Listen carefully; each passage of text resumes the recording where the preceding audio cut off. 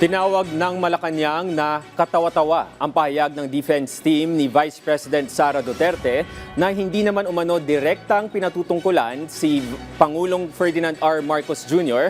kaugnay sa mga naging banta ng Vice Presidente noong 2024. Ayon pa sa palasyo, hindi ito lihim dahil kitang-kita at napanood ng publiko ang kanyang mga sinabi. Si Kenneth Pasyente sa Sentro ng Balita Live.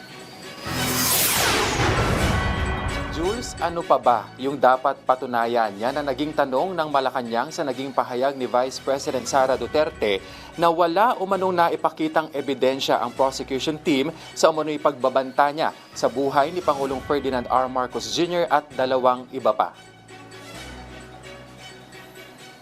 Binigyang diin ni Palace Press Officer at PCO Undersecretary Claire Castro na kitang-kita ang umano'y pagbabanta ng bise sa kanyang online press conference noong November 2024. Paano anya masasabing walang basihan kung mismong ang bise ang nagsabing may nakausap na siyang assassin para patayin si Pangulong Ferdinand R. Marcos Jr., First Lady Liza Marcos at dating House Speaker. Ang mga pag-amin na ganito, ayon sa rules of court, kapag may pag-amin at ginajustify lamang nila dahil mismo ang abogado niya ang nag-justify kung bakit niya nasabi ang ganong klaseng mga salita, unconventional, hindi normal na pagkilos at pananalita o pag-react, ang burden of evidence ay nagsishift sa tao na umamin na siya ay magpapapatay.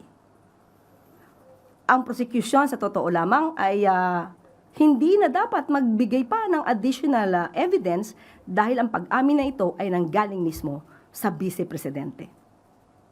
Dapat sila magpatunay ng justifiable reasons nila kung bakit nila ito, or rather, bakit niya ito ginawa at sinabi.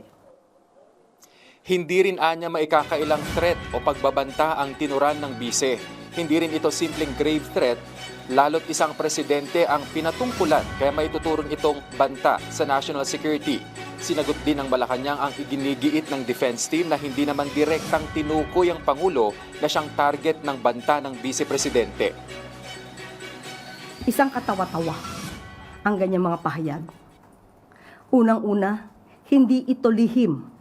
Lahat ng tao halos nakapanood. Hindi lang sa Pilipinas, kundi sa buong mundo.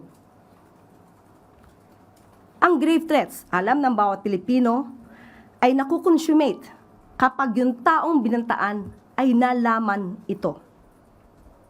Ito ay live stream. Lahat tayo nakapanood dito. Hindi ba ito mapapanood mismo ng taong kanyang pinagbantaan? Again, hindi ito simpleng grave threats. Sa grave threats, kahit hindi kaharap yung taong pinagbantaan, basta nalaman niya, consummated ang crime. Uulitin natin, hindi ito simpleng grave threats. Ito ay mayroong kaugnayan sa national security ng ating bansa. Magkaiba rin ayon sa Malacanang ang kaso ng bise sa public school teacher na hinuli matapos mag-post sa Facebook na magbibigay umano ito ng 50 million pesos na pabuya para patayin si dating Pangulong Rodrigo Duterte. Kung yung isa ay pinakulong, wala pang kausap, wala pang nagsasang-ayon sa pagbalak na patayin ng dating Pangulong Duterte, pero ang Vice Presidente natin, may nakausap, may sumang-ayon, nagkaroon ng kumpletong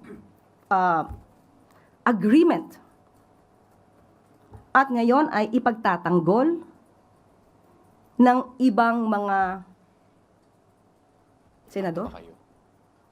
Masarap ba yung sinig? Dapat ang katotohanan ang lumabas dito, ang katotohanan para sa taong bayan. Huwag natin palabuin ang kwento para lang magligtas ng sinuman. Katotohanan ang nais ng mga kababayan natin dito. At yan muna ang pinakahuling balita mula rito sa Palasyo ng Malacanang. Balik sa Jules. Maraming salamat, Kenneth Pasyente.